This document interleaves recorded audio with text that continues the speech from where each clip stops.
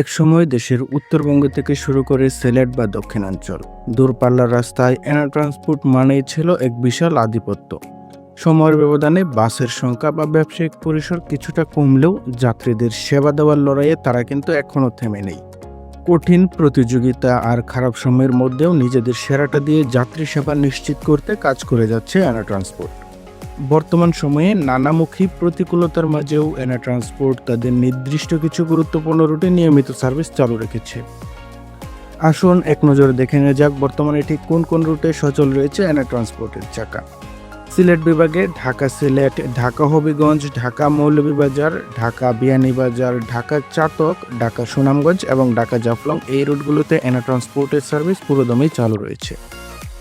দক্ষিণাঞ্চলে রয়েছে ঢাকা বরিশাল কুয়াকাটা, ঢাকা খুলনা এবং ঢাকা পটুয়াখালী ফিরোজপুর এই রুটগুলোতে। পর্যটন ও দক্ষিণ পূর্বাঞ্চলের কথা বলতে গেলে এনা ট্রান্সপোর্টের কেবলমাত্র ঢাকা কক্সবাজার রুটটিই চালু রয়েছে। 24-এর পর সর্বপ্রথম এনা ট্রান্সপোর্টের ঢাকা ময়মনসিংহ রুটটি বন্ধ হয়ে যায় এবং এরপর বেশ কিছু রুট ধীরে ধীরে বন্ধ হয়ে যায়। তবে চালু থাকা রুটগুলোর একটি বড় সুবিধার বিষয় হলো ঢাকার পাশাপাশি প্রতিটি রুটের বাস কিন্তু গাজীপুর থেকেও পরিচালনা করা হচ্ছে, ফলে গাজীপুর এবং আশেপাশের যাত্রীদের ঢাকায় এসে বাস ধরার ঝামেলা অনেকটাই কমে গেছে। অনেকেই বলছেন এনা ট্রান্সপোর্ট এখন ধুকে ধুকে সার্ভিস দিচ্ছে কিংবা আগের সেই জোয়ারে কিছুটা ভাটা পড়েছে, কিন্তু বাস্তব চিত্র বলছে ভিন্ন কথা। সার্ভিসের ব্যাপ্তি কিছুটা ছোট হলেও যাত্রীদের সেবায় তারা কিন্তু ছাড় দিচ্ছে না। সাধ্যের সবটুকু দিয়ে সময়ের সঠিক ব্যবহার এবং নিরাপদ যাত্রা নিশ্চিত করতে তারা চেষ্টার কোনো ত্রুটি রাখছে না।